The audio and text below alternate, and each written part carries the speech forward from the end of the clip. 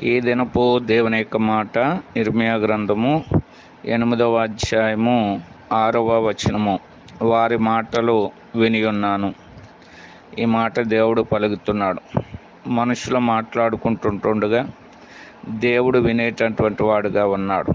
కాబట్టి ఆయన అంటున్నాడు, వారు పనికిమాలిన మాటలు వారు ఆడుకొనుచున్నారు అని చెప్తున్నాడు.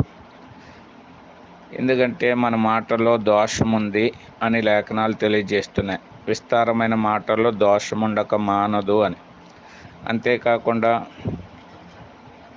మన మాటలు కొద్దిగా ఉండాలని దేవుడు తెలియజేసేటటువంటి వాడు ఉన్నాడు. కారణం ఏంటంటే దేవుడు ఆకాశమందు ఉన్నాడు, మనం భూమి మీద ఉన్నాం. కాబట్టి ఆయన మన అందరినీ చూస్తున్నాడు.